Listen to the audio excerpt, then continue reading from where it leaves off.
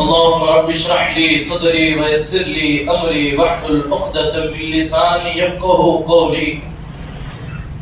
اللهم نبر قلوبنا بالقرآن وزين اخلاقنا بالقرآن ونجنا من النار بالقرآن وادخلنا الجنة مع القرآن. معزز و محترم و محتشم بزرگوں اور دوستوں، ہم عمر و نوجوان ساتھیوں،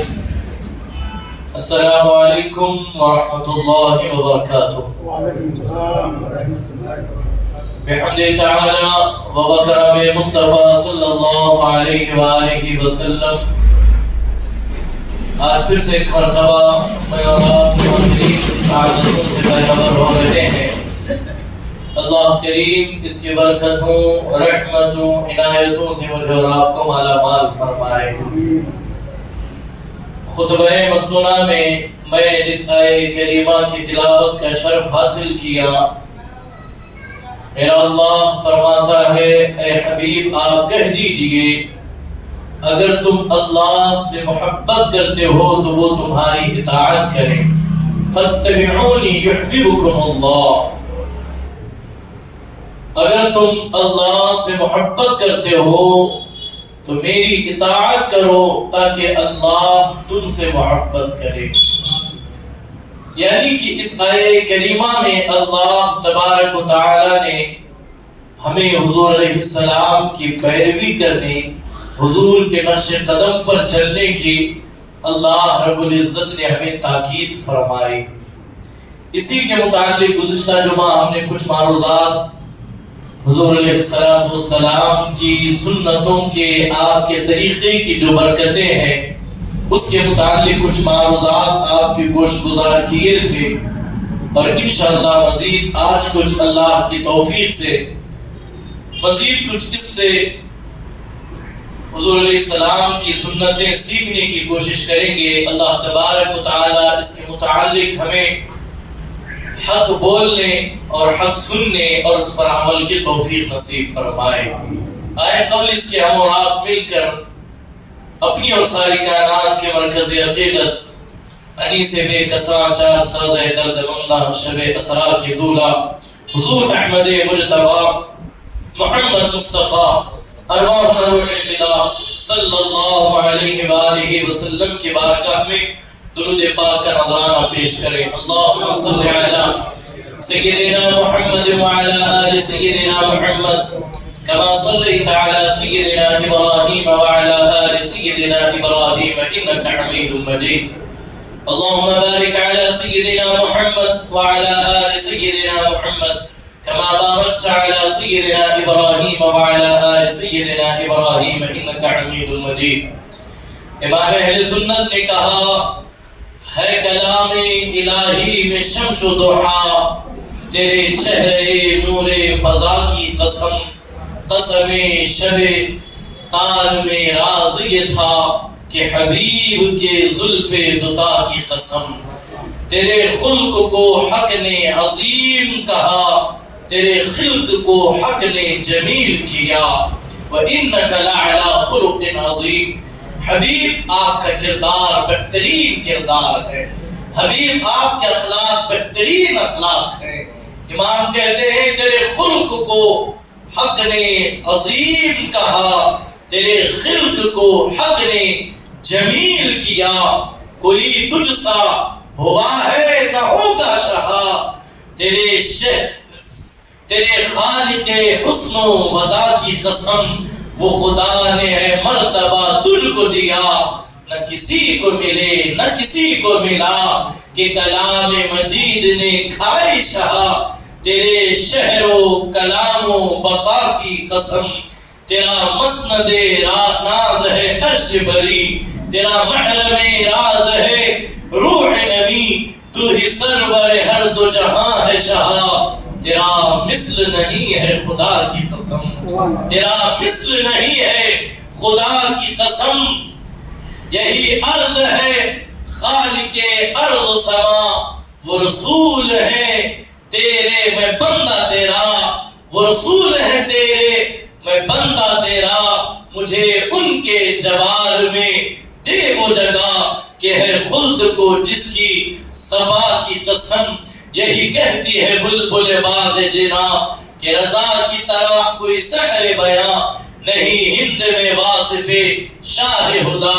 مجھے شوق یہ طبع رضا کی قسم۔ اور کسی اہل دل نے بڑے اچھے انداز میں سیرت الرسول کا، طریقہ رسول کا، حضور کی سنتوں کو اس شعر میں ڈھالنے کی کوشش کی، اور میں سمجھتا ہوں یہ شعر ہم سمجھ گئے تو انشاءاللہ ہم سنت رسول کو ضرور بالضرور جو ہے وہ اپنانے کی کوشش کریں گے۔ جو سیرت ہے ان کی وہ سیرت لے آؤ، جو سیرت ہے ان کی وہ سیرت لے آؤ، بناؤ یہ دنیا وہ عقبہ بناؤ، محبت محمد صلی اللہ علیہ وسلم سے ہے تم کو اگر، محبت محمد سے ہے تم کو اگر، تو پھر کوئی سنت عمل میں لے آؤ، تو پھر کوئی سنت عمل میں لے آؤ۔ محمد کی محبت دین حق کی شرط اول ہے، وہ اسی میں گر خامی تو سب کچھ نامکمل ہے۔ اللہ نے اپنے کلام میں حضور کے ذریعے ہم سے کہلوایا، اے محبوب آپ ان سے کہیے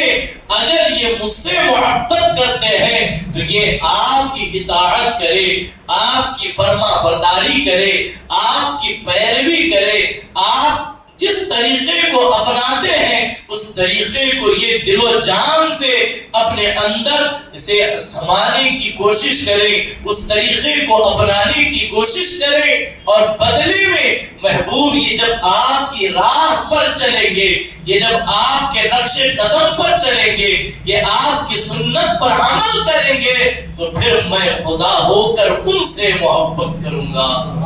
جن سے محبت کروں گا ان سے محبت کروں گا جو آپ کے سنتوں پر عمل کر رہے ہیں، جو آپ کی اداؤں کو ادا کر رہے ہیں، جو آپ کے طریقے کو سینے سے لگا کر کے بڑھ رہے ہیں۔ محبوب ان سے محبت صرف اور صرف آپ کی اداؤں کے ادا کرنے کی وجہ سے ہوگی، تو قربان جائیں وہ محبوب جس کی اداؤں پر جو ہے وہ انسان عمل کرے تو اللہ اس سے محبت کرتا ہے، تو قربان جائیں اس محبوب سے خدا کتنی محبت کرتا ہوگا۔ اور عزیزان محترم،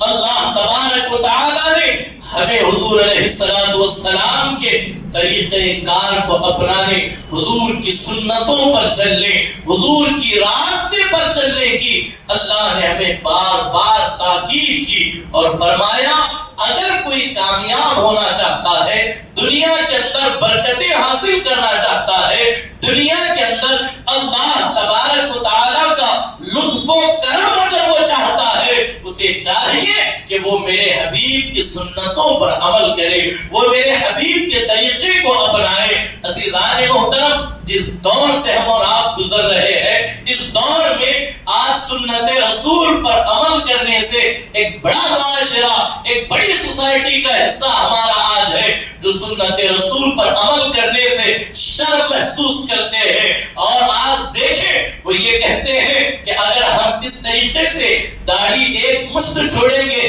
مثال کے طور پر لوگ کیا کہیں گے، مسجد میں سادگی سے نکاح کریں گے تو لوگ کیا کہیں گے، اگر میں سنت کے مطابق لباس پہنوں گا تو لوگ کیا کہیں گے، سنت کے مطابق دسترخوان پر بیٹھ کر کے کھاؤں گا لوگ کیا کہیں گے۔ تو عزیزان محترم، اسی کشمکش میں آج مغربی کلچر کو، مغربی تہذیب کو اس قدر جو ہے اللہ اکبر، اس قدر ہمارے گھروں میں، ہماری سوسائٹی میں جگہ دی گئی، آج بمشکل ہمارے گھروں کے اندر سنت رسول پر عمل ہو، یہ بہت بڑی بات ہوگی۔ یقین مانے آج ہمارے گھروں کے اندر سنت رسول جو ہے وہ نام کو بھی نہیں ہے، بمشکل میں سمجھتا ہوں ہمارے گھروں میں نہ کھانے کا طریقہ سنت رسول کے مطابق ہے، نہ ہی لباس پہننے کا طریقہ سنت رسول کے مطابق ہے، ہمارے اندر نہ آداب گفتگو سنت کے مطابق ہے، نہ ہی ہمارے اندر بہت ساری چیزوں کو آپ دیکھ لیں جس شعبے میں، اس لیے کہ مذہب اسلام نے، پیغمبر اسلام نے کوئی مرحلہ، کوئی موڑ ایسا نہیں ہمارے لیے چھوڑا جہاں آپ کا طریقہ ہماری رہنمائی نہ کر رہا ہو، جہاں آپ کی طریقہ کار ہمارے لیے پشت پناہی نہ کر رہا ہو۔ لیکن مسلمانوں نے اپنے نبی کے فرامین کو بھول کر مغربی کلچر کو، مذہب، مغربی تہذیب کو اس قدر اس کے شیدائی ہو گئے کہ اللہ کا فرمان بھول گئے، رسول اللہ کی سنتیں بھول گئے۔ اور رسول کائنات علیہ السلام نے ارشاد فرمایا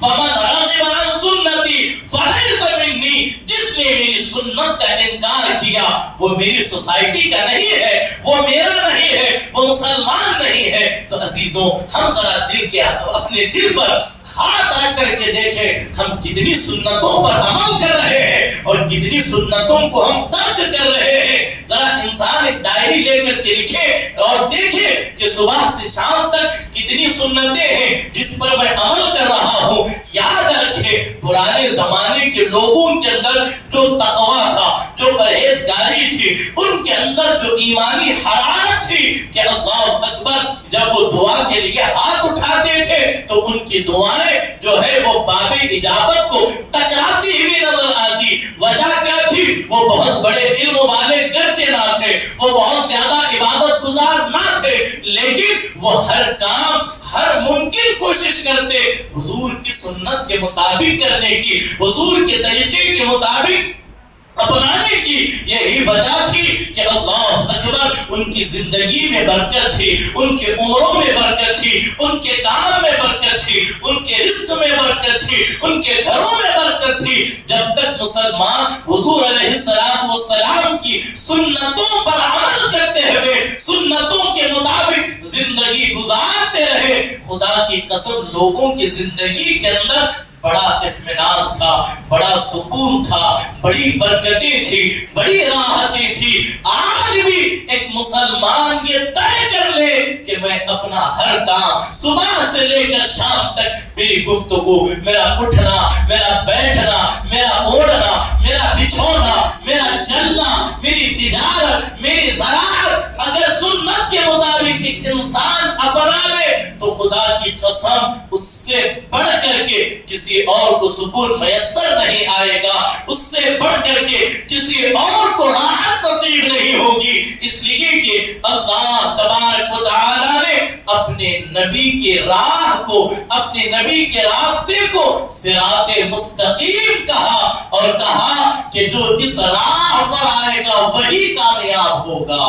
وہی کامران ہوگا۔ مشکات المصابیح حضرت سیدنا ابو ہریرہ رضی اللہ تعالی عنہ روایت کرتے ہیں، حضور علیہ السلام نے ارشاد فرمایا من تمسک بسنتی عند فساد امتی فلہ اجر 100 شہید، جس کا مفہوم یہ ہے آقا کونین علیہ السلام نے ارشاد فرمایا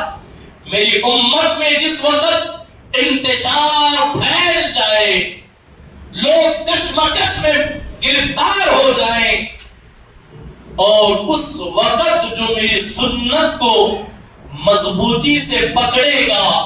جو میری سنت پر عمل کرے گا، تو اللہ تبارک و تعالی اسے 100 شہیدوں کا ثواب عطا فرماتا ہے۔ جو میری سنت کو فتنوں کے دور میں جس وقت کھڑے ہو کر کے کھانا، شادیوں کے بہانے، ولیموں کے بہانے کھڑے ہو کر کے کھانا فیشن بن گیا ہے، ایسے وقت میں سنت رسول کے مطابق کھا کر کے بتانے والے کو رسول کائنات علیہ السلام 100 شہیدوں کے ثواب کی بشارت دے رہے ہیں۔ ایک شہید کو آپ جانتے ہیں، ایک انسان شہادت کا مرتبہ کب پاتا ہے؟ ذرا اس پر توجہ کریں۔ ایک انسان شہادت کا مرتبہ کس وقت حاصل کرتا ہے؟ اگر کوئی اپنے جو ہے اللہ کے لیے مرتبہ شہادت پر فائز ہونا چاہتا ہے تو وہ مصلی پر بیٹھ کر مسجد میں تسبیح پڑھ کر کے، کوئی انسان اپنے آپ کو شہید نہیں کہلوا سکتا، اسے اپنے رب کے نام پر میدان میں اترنا پڑے گا، اسے تلواروں سے، اسے نیزوں سے، اسے ہر طرح کے جو ہے وہ ہتھیاروں سے بھڑنا پڑے گا، لڑنا پڑے گا، کرنا پڑے گا، حتیٰ کہ اس کے جسم کا آخری خطرہ بھی اللہ کے نام پر اسے بہانا پڑے گا۔ جب اس کی جان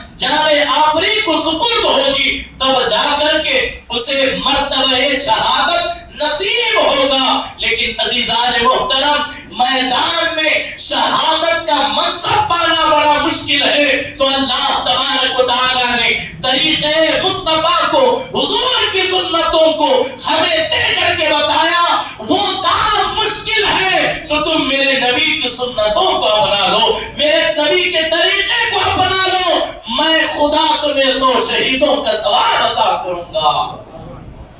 تو ہمیں چاہیے کہ ہم حضور کی سنتوں کو اپنائیں گا انشاءاللہ۔ عزیزان محترم، اب یہاں جو بات میں کرنے چلا ہوں توجہ فرمائیے، مذہب اسلام نے جو ہمیں نظام زندگی عطا کیا وہ یقیناً قابل غور ہے، قابل فکر ہے۔ مذہب اسلام ایک انسان کو صرف فرضی مسلمان نہیں دیکھنا چاہتا، عملی مسلمان دیکھنا چاہتا ہے۔ فرضی مسلمان سے مراد آج کل ایک رواج ہماری مساجد میں، ہمارے گھروں کے اندر چلا ہے، فرض ادا کر لو باقی کا دیکھا جائے گا۔ فرض ادا ہو گیا تو بات مکمل ہو گئی، سنتوں پر، نوافل پر، مستحبات پر عمل کرنے کی، توجہ کرنے کی کوئی ضرورت نہیں۔ تو عزیزان محترم ذرا دیکھیں، یہی وجہ ہے کہ اللہ کے رسول علیہ السلام نے اشراق کی نماز پڑھ کے، چاش کی نماز پڑھ کے، جو ہے اوابین کی نوافل پڑھ کر کے بتایا مسلمان صرف فرائض کی طرف نہیں نوافل کی طرف توجہ کرے۔ اور نوافل وہ ہے جو بندے کو اللہ کا قرب عطا کرتے ہیں۔ نوافل کا مرتبہ سب سے اخیر میں آتا ہے،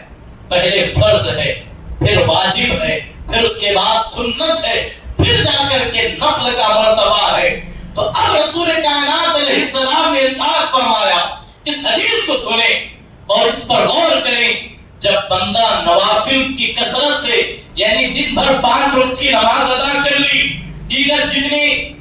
واجبات تھے اسے ادا کیا، جو کچھ اس کے اوپر شریعت مطہرہ نے فرض کیا ہے، اپنے بچوں کی کفالت ہے، اپنے اولاد کے حقوق ہے، ماں باپ کی خدمت ہے، جو کچھ اس پر چیزیں واجب اور لازمی تھی وہ کر کے ایک بندہ رات کی تاریکی میں، تنہائی میں اٹھ کر مصلی بچا کر رات بھر نفل پڑھتا ہے، اللہ کے حضور سجدہ ریز ہوتا ہے، تو پھر اللہ یہ انعام عطا کرتا ہے، اللہ اسے اتنا قریبی کر لیتا ہے، وہ اللہ کا اس قدر قریبی ہو جاتا ہے، خدا فرماتا ہے ایک وقت ایسا آتا ہے کہ میں اس کے کان بن جاتا ہوں، ایک وقت ایسا آتا ہے کہ میں اس کی آنکھ بن جاتا ہوں، ایک وقت ایسا آتا ہے کہ میں اس کی زبان بن جاتا ہوں، پھر وہ جو کہتا ہے وہ نہیں کہتا، وہ میں کہتا ہوں، وہ جو وہ کہتا ہے ہم اسے پورا کر دیتے ہیں۔ تو اب یہاں اندازہ کریں، نفل سے ایک بندہ جب اتنا بڑا مقام حاصل کر سکتا ہے، اللہ کا اس قدر قرب پا سکتا ہے، تو ذرا توجہ کرے وہی بندہ حضور کی پیروی کرے تو کس قدر آگے اس کے مراتب اللہ بلند فرمائے گا۔ کہ ہم تصور کر سکتے ہیں جب اس کا فرائض، جب سنتوں کا جب یہ مرتبہ ہے تو پھر ذرا اندازہ کرے فرائض کا مقام کیا ہوگا۔ عزیزان محترم، حضرت سیدنا شاہ عبدالعزیز محدث دہلوی نے اپنے زمانے میں اس قدر لوگوں کو اس طرح توجہ دلائی، لوگوں جان بوجھ کر کوئی نفل بھی نہ چھوڑو۔ توجہ فرمائیے،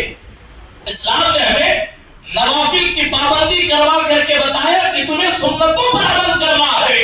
اور سنت رسول کو ہم پر لازم قرار دے کر کے کہا کہ تمہیں فرائض کسی حال میں کسی صورت ترک نہیں کرنا ہے۔ اللہ اکبر۔ شاہ عبدالعزیز محدث دہلوی کے قول کا آپ کے سامنے مفہوم سنا رہا ہوں، نفل کو بھی جان بوجھ کر نہ چھوڑو، اس لیے کہ لوگ جب نفل چھوڑیں گے لوگ جب نفل ترک کرنے کے عادی بنیں گے تو دیکھتے دیکھتے نفل کے بعد وہ سنتوں کو ترک کر دیں گے، سنتوں کو چھوڑ دیں گے۔ جب لوگ سنتوں کو چھوڑ دیں گے تو پھر فرض خود بخود ان سے چھوٹ جائے گا، ان سے فرض چھوٹ جائے گا۔ یہی وجہ ہے کہ یہ مسلمان اس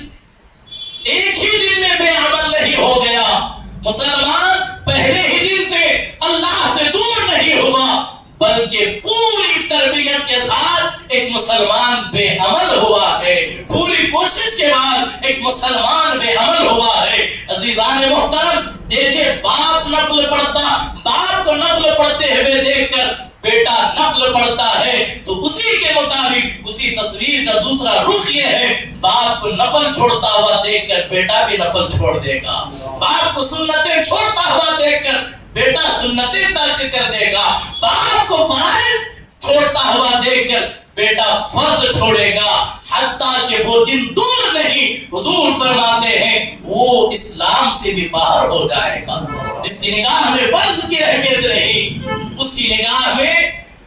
جو ہے وہ دین اور اسلام کی کیا اہمیت ہوگی۔ تو لہٰذا ہمیں چاہیے کہ ہم زندگی کے ہر مرحلے میں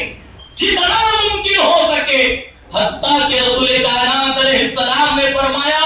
اگر تمہیں ایک مرتبہ سبحان اللہ کہنے کا موقع مل رہا ہے تو سبحان اللہ کہہ کر اپنے نامۂ اعمال میں نیکیاں لکھوا لو، یہی تمہیں قیامت کے دن کام آئیں گی۔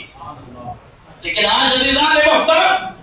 نوافل تو چھوڑیے، سنتوں تو چھوڑیے، آج لوگ فرائض کو دھڑام سے چھوڑتے ہوئے نظر آ رہے ہیں، فرائض چھوٹ رہے ہیں لیکن فکر نہیں ہو رہی ہے۔ اللہ اکبر، ذرا دیکھیں یہاں سنت رسول کے حوالے سے ایک بہترین جو ہے مثال میں صحابہ کرام رضوان اللہ تعالی علیہم اجمعین کی عظیم زندگی سے دیتا ہوا آگے بڑھوں۔ قربان جائیں، حضرت سیدنا حذیفہ ابن یمان ہے، حضرت سیدنا حذیفہ ابن یمان وہ حضور کے صحابی ہیں جنہیں رازدار رسول کہتے ہیں،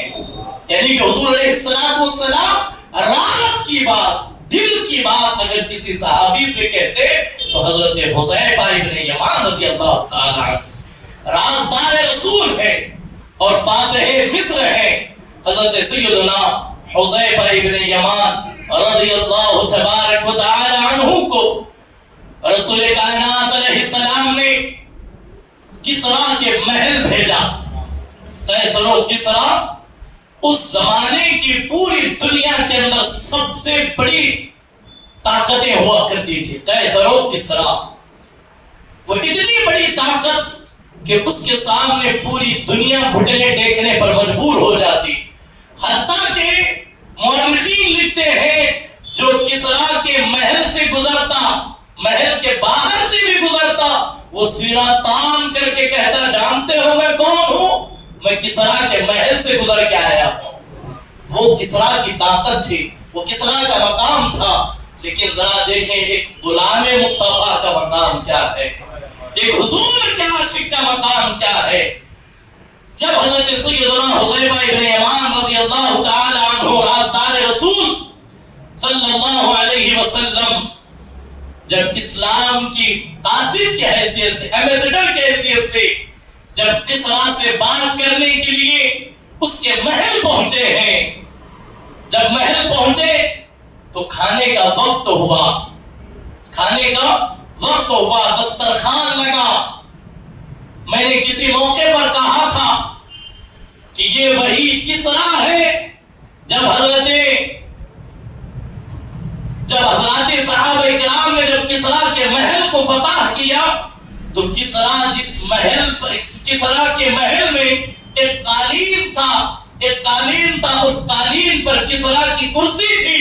وہ اس پر پورے کر و فر کے ساتھ بیٹھتا تھا۔ جب وہ فتح ہوا حضرت سیدنا عمر فاروق رضی اللہ تعالی عنہ کو لا کر کے دیا گیا اور کہا کہ ہمیں کسرا کا قالین ہاتھ آیا ہے، یقیناً اس سے ہمیں بہت عزت ملے گی۔ حضرت سیدنا عمر فاروق سے پوچھا وہ قالین کہاں ہے؟ اسے اسے لاؤ تو صحابہ سمجھ رہے تھے اسے کسی اہم جگہ پر بچھایا جائے گا، قربان جائیں۔ حضرت سیدنا عمر فاروق نے جب وہ کسرا کی قالین کو دیکھا تو کہا اسے مسجد نبوی کے باہر وہاں بچھاؤ جہاں حضور کے صحابہ اپنی جوتیاں چھوڑا کرتے ہیں۔ حضور کے صحابہ یعنی اسلام وہ ہے، اس کے دامن میں آنے کے بعد کسرا کی قیمتی چیزیں غلامان مصطفیٰ کے قدموں میں ڈھیر ہو جاتی ہیں، حضور کے غلاموں کے۔ تو میں عرض کر رہا تھا وہی کسرا ہے۔ کھانے کا وقت آیا اور کسرا کے دسترخوان پر جب حضرت سیدنا حذیفہ ابن یمان رضی اللہ تعالیٰ عنہ کو بٹھایا گیا تو جب دوران طعام جب آپ کھانا تناول فرما رہے تھے تو آپ اجلت سے لقمہ اٹھایا تو ایک لقمہ آپ کے ہاتھ سے گرا، چھوٹا اور دسترخوان پر گر گیا۔ آپ جانتے ہیں آج کل ویسٹرن کلچر ہمارے گھروں کے اندر اس قدر تیزی سے گھس گیا ہے کہ دسترخوان پر گری ہوئی چیز کو اٹھا کر کے کھانے کو لوگ عیب سمجھتے ہیں۔ کھانے کی چیز اگر گر جائے تو لوگ پھینک دیتے ہیں، لیکن رسول کائنات علیہ السلام فرماتے ہیں کھانا ضائع مت کرو، اگر وہ پھونک کر کے صاف کر کے اگر اسے کھایا جا سکتا ہے تو اٹھا کر کے کھا لو۔ اور یہاں پھر ایک بشارت یہ دی گئی جو یہ چاہتا ہے کہ اس کی اولاد نکھر جائے، وہ جب دسترخوان پر گرے ہوئے دانوں کو چن کر کے کھائے اللہ اس کی اولاد کو ثواب دے گا، اس کی اولاد نیک ہوگی۔ تو المختصر حضرت سیدنا حذیفہ ابن یمان رضی اللہ تعالی عنہ کے ہاتھ سے جب وہ لقمہ گرا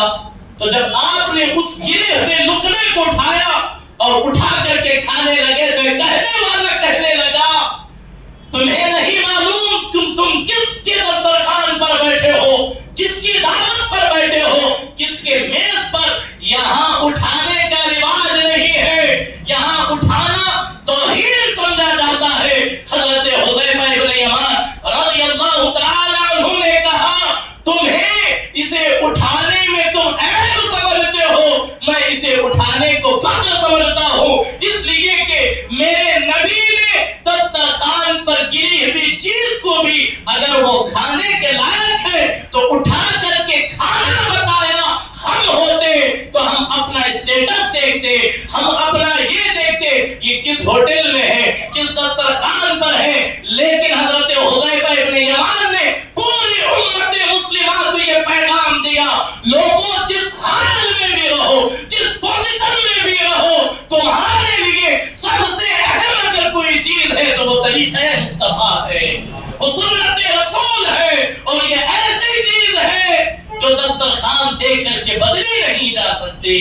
جو اسٹیٹس دے کر کے بدلی نہیں جا سکتی۔ اور یہی وجہ ہے بڑی بڑی طاقتیں ختم ہو گئی، آج بھی ان حضور کے عظیم صحابہ کا نام زندہ ہے جنہوں نے حضور کی سنتوں پر عمل کیا۔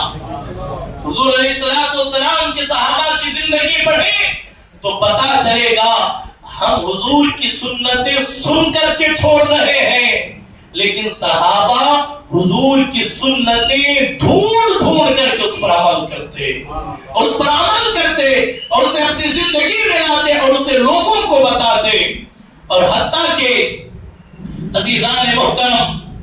حضور علیہ السلام کے صحابہ اس قدر سنت رسول پر عمل کرتے، اس قدر حضور کی فرمانبرداری کرتے، اس قدر حضور کی اطاعت کرتے۔ ایک مرتبہ مسجد نبوی میں حضور علیہ السلام خطبہ ارشاد فرما رہے ہیں،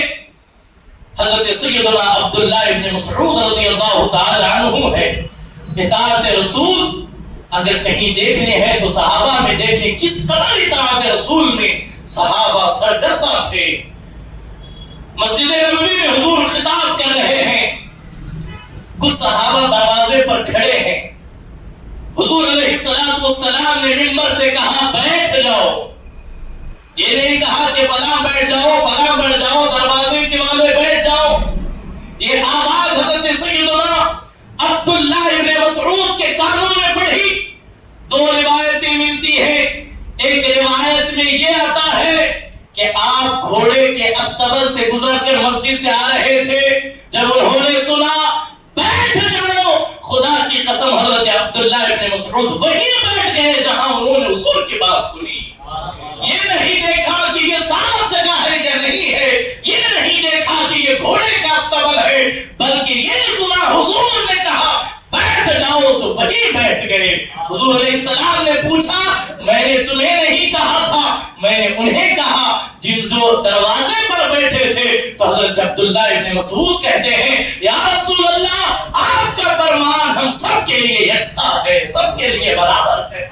ये हजरात सहाबा थे। अज़ीज़ान मोहतरम, यहाँ आपकी तवज्जो चाहूंगा। आज हम हुजूर की सुन्नतों को छोड़कर मगरबी कल्चर को, मगरबी तहजीब को इस कदर अपनी सोसाइटी में लाए हैं कि अल-अयाज़ु बिल्लाह, आज सुन्नत रसूल आज नाम को भी हमारी जिंदगी में इल्ला माशाअल्लाह नजर नहीं आती। एक निकाह था, वो भी इतने रसूमात में घिर गया कि अल्लाह अल्लाह अल्लाह से पनाह मांगे। आजकल पड़ोसी मुल्क जो नाम निहाद मुल्क है, जिन्होंने इस्लाम की तालीम के नाम पर इस्लाम का इस कदर जो है तालीमात का मजाक उड़ाया है, आप तसव्वुर भी नहीं कर सकते। आजकल एक कल्चर निकला है, खास करके निकाह में, मैं आपकी तवज्जो चाहूंगा, खास करके निकाह में वो एक ऐसा वो जाली का पर्दा स्टेज पर लगाया जा रहा है। एक तरफ दुल्हन और उसकी कुछ सहेलियां, दूसरी तरफ दूल्हा और उसके कुछ दोस्त, और इस कदर आमने सामने बैठकर ये जो निकाह की तर्ज अपनाई गई,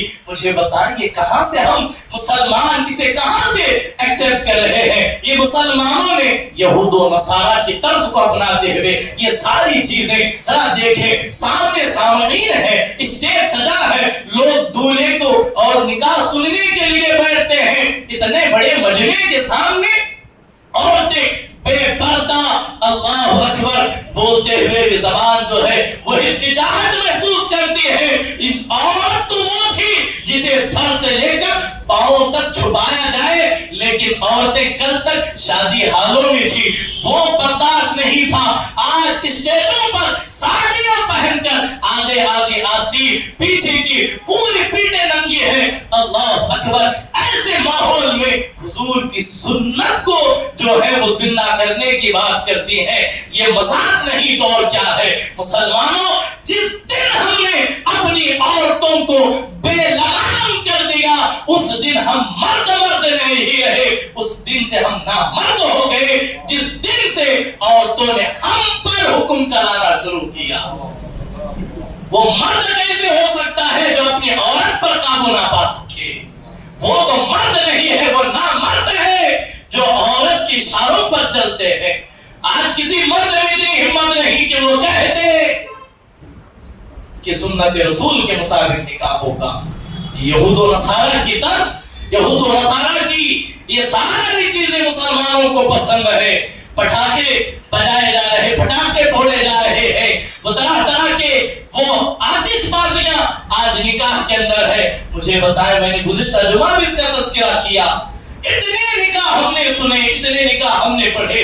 क्या आज तक किसी एक मुसलमान ने भी निकाह का मफ़हूम समझा? एक मुसलमान ने भी क्या निकाह की अहमियत को जाना? आप खुतबे निकाह को पढ़ें, एक आयत भी निकाह के रिलेटेड उसमें नहीं है। एक आयत में भी अल्लाह ने निकाह के फज़ाइल को नहीं बयान किया। जब भी बयान किया, या अय्युहल्लज़ीना आमनु तक़ुल्लाह, ऐ ईमान वालों तक़वा इख्तियार करो, ऐ ईमान वालों तक़वा इख्तियार करो, ऐ ईमान वालों तक़वा इख्तियार करो, या अय्युहल्लज़ीना आमनु तक़ुल्लाह, तक़वा इख्तियार करो और अल्लाह से डरो, तक़वा इख्तियार करो, अल्लाह से डरो, तक़वा इख्तियार करो, अल्लाह से डरो। लेकिन अज़ीज़ान मोहतरम, आज मैं ये कहने पर मजबूर हूँ, वो लोग जो दीनदार अपने आप को कहते हैं, जो हाजी अपने आप को कहते हैं, जो ये कहते हैं हम फला है, हमारी तहज्जुद नहीं गुजरती, उनके घरों की भी निकाह देख ले, पता चल जाएगा कौन कितना दीनदार है और कौन कितना दिखावा कर रहा है। ये बात आ रही है तो एक हदीस मुबारका सुने। अल्लाह के रसूल अलैहिस्सलातु वस्सलाम हज़रत सय्यदना जाबिर रज़ियल्लाहु तआला अन्हु रिवायत करते हैं, आज दूसरों का तरीका हमें पसंद है, इस्लाम हमें पसंद नहीं आ रहा। حضرت سیدنا عمر فاروق رضی اللہ تعالی عنہ حضور کے بارگاہ میں توریت شریف کا ایک نسخہ لکھا ہوا قلمی نسخہ، پرنٹنگ کا زمانہ نہیں تھا، لوگ لکھ کر کے اسے فروخت کرتے، جو بھی طریقہ کار ہوگا، ایک توریت کا ایک ٹکڑا، توریت اسلام کی جو 4 کتابیں ہیں، توریت، زبور، انجیل، قرآن، توریت کا ایک نسخہ حضور کی بارگاہ میں لائے اور پڑھ کر کے سنانے لگے۔ جب توریت شریف حضور کی بارگاہ میں پڑھنے لگے تو حضور علیہ السلام کے چہرے کا رنگ بدلنے لگا۔ حضرت سیدنا ابو بکر صدیق رضی اللہ تعالی عنہ جو سراش رسول تھے، جو حضور کی طبیعت کو جانتے تھے، اللہ اکبر، حضرت ابو بکر صدیق رضی اللہ تعالی عنہ نے حضرت عمر کو روکا، اے عمر رک جاؤ، کہیں ایسا نہ ہو کہ اللہ کا عذاب ہم پر نازل ہو جائے، اس لیے کہ رسول اللہ کی طبیعت میں تبدیلی آ رہی ہے۔ تو رسول کائنات علیہ السلام نے جب حضرت ابو بکر صدیق رضی اللہ تعالی عنہ کی بات مکمل ہوئی تو آپ نے کہا، تم کیا سمجھتے ہو کہ توریت کے قرآن سے بہتر ہے؟ نہیں، تو قرآن وہ کتاب ہے، اس سے بہترین کتاب کائنات میں نہیں ہو سکتی۔ اور حضرت موسیٰ علیہ السلام پر جو توریت نازل ہوئی، جان لو اگر آج کی تاریخ میں اگر موسیٰ علیہ السلام آ جائیں اور تم ان کی پیروی کرنے لگو، سنن دارمی کی روایت پڑھ رہا ہوں، سنن دارمی، حضور کہتے ہیں آج کی دنیا میں، آپ دوبارہ دنیا میں اگر حضرت موسیٰ آ جائیں تم ان کی پیروی کرو تو یقین مانو تم لوگ گمراہ ہو جاؤ گے۔ اور فرمایا قسم ہے اس ذات کی جس کے قبضے قدرت میں مجھ محمد صلی اللہ علیہ وسلم کی جان ہے، اگر آج موسیٰ دوبارہ دنیا میں آ جائے وہ بھی میری ہی پیروی کریں گے، میری ہی اطاعت کریں گے۔ جن کی اطاعت کر رہے ہیں مسلمان، یہود و نصارہ کی، صرف نام محمد علی رکھ لینے سے کوئی مسلمان نہیں ہوتا جب تک اس کا کردار اسلام والا نہ ہو، طریقہ رسول کے مطابق نہ ہو۔ عزیزان محترم، میں اپنی گفتگو کو سمیٹتے ہوئے آخری روایت سنا کر کے بات سمیٹ لوں۔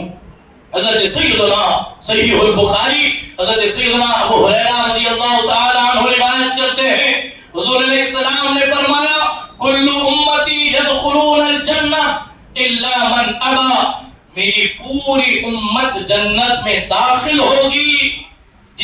مگر جس نے انکار کیا۔ پوری امت داخل ہوگی مگر جس نے انکار کیا وہ جنت میں داخل نہیں ہوگا۔ صحابہ نے عرض کی، یا رسول اللہ صلی اللہ علیہ وآلہ وسلم، کس نے انکار کیا؟ کون منکر ہوا؟ آپ نے فرمایا، من اطاعنی دخل الجنہ ومن عصانی فقد ابى، جس نے میری اطاعت کی وہ جنت میں داخل ہو گیا، اور جس نے میری نافرمانی کی اس نے انکار کیا، وہ منکر ہوا، وہ جنت میں جا نہیں سکتا، وہ جنت میں جا نہیں سکتا۔ تو اللہ اکبر، عزیزان محترم، حضور علیہ السلام کی حدیث مبارکہ ہے، جس نے میری فوت شدہ یا بھولی ہوئی سنت کو، میرے طریقے کو زندہ کیا، لوگوں کو بتایا، جب تک لوگ اس پر عمل کریں گے اس کا عمل بھی اسے ملے گا۔ جس نے لوگوں کو وہ سنت بتائی،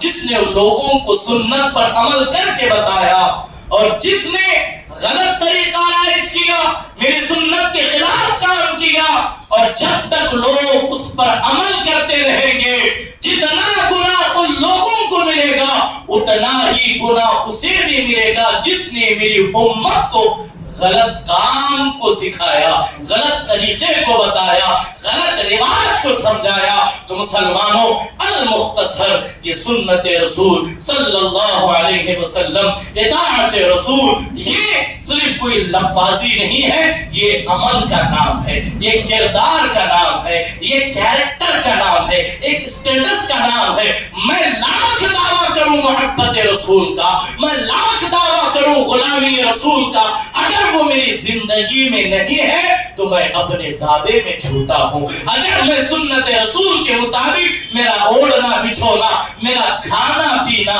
میری تجارت، میری زراعت، میری گفتگو، میرے تمام آداب اگر سنت کے مطابق نہیں ہے تو خدا کی قسم میں حضور کے غلاموں میں کبھی شامل ہو ہی نہیں سکتا۔ ہم کیا کر سکتے ہیں؟ ہم خود نہیں ہو سکتے، اس لیے کہ شریعت بولے یا پھر سنت بولے، حضور کے عطاؤں کو ادا کرنے کا نام ہے۔ ہم جس دور سے گزر رہے ہیں یہ وہ دور ہے، اس دور میں صرف فرائض کو ہی جو ہے